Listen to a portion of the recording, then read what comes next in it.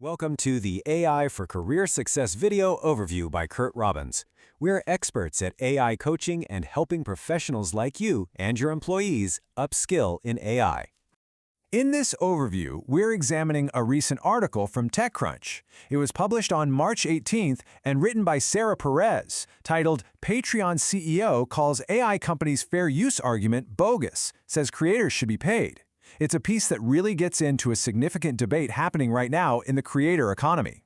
So what's at the heart of this discussion? Well, the central question that Patreon CEO Jack Conte tackled during his talk at the SXSW conference is this. As AI models are trained on vast amounts of creative work to become intelligent, who should be compensated for providing that data, if anyone? Now, according to Sarah Perez's reporting, Conte doesn't frame this as some sort of unprecedented crisis.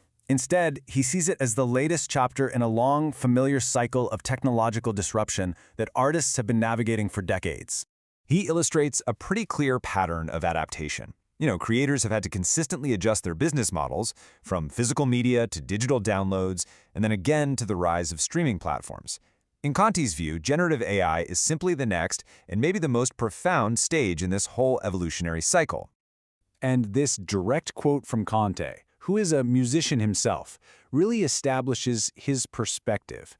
He isn't arguing from a place of fear. He's speaking from the experience of a creator who has adapted to change before and who believes in the fundamental resilience of artists. So let's turn to the absolute core of Conte's argument. He directly challenges the primary legal justification that many AI companies are using to defend the uncompensated use of creative works for training their models. To really grasp his position, we first need to understand the concept of fair use.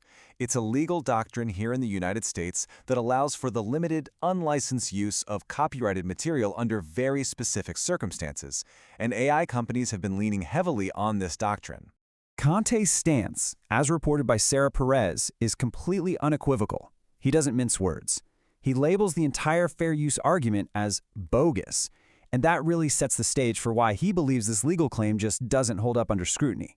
And this leads us to the central contradiction that Conte identifies. A pretty significant inconsistency between what AI companies argue in principle and what they're actually doing in practice. This slide really illustrates the double standard he's pointing to. On one hand, you have AI companies claiming fair use lets them train on data from individual creators without any payment. But on the other hand, these same companies are actively signing multi-million-dollar licensing deals with huge corporate rights holders. Think Disney, Warner Music, and Condé Nast for access to their content. So Conte poses a very simple but powerful rhetorical question that just cuts to the heart of the matter. If the fair use argument were really legally sound and applied to everyone, why would these companies be paying large corporations for the exact same type of data they take from individual artists for free? He suggests this action completely undermines their own legal argument. Now, it's crucial to understand that Conte's critique is not an argument against technology itself. As Sarah Perez reports, he actually shifts to a more forward-looking vision, one that integrates AI into a future that also values and compensates human creativity. His perspective is actually quite nuanced. He accepts that AI is the future, and for that very reason, he argues, a payment structure has to be established. He posits that when we plan for our technological future, we absolutely must also plan for our artists, asserting that societies that incentivize creativity are ultimately just better for everyone. And this final quote really illustrates his point on the irreplaceable value of human artistry. He argues that while an AI model might be able to reproduce and remix what already exists, a true artist synthesizes the past to create something entirely new. They push culture forward in a way that technology, on its own, simply cannot.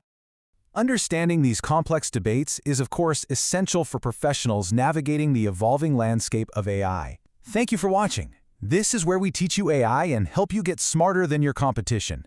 If you find these videos valuable, please consider using the QR code you see on the screen to buy us a coffee or to hire us to coach you or your employees in AI. And to stay informed, please subscribe to the AI for Career Success YouTube channel. We also ask that you like this video, leave a comment with your thoughts, and share it with your network. Your engagement truly helps us reach a wider audience of professionals just like you.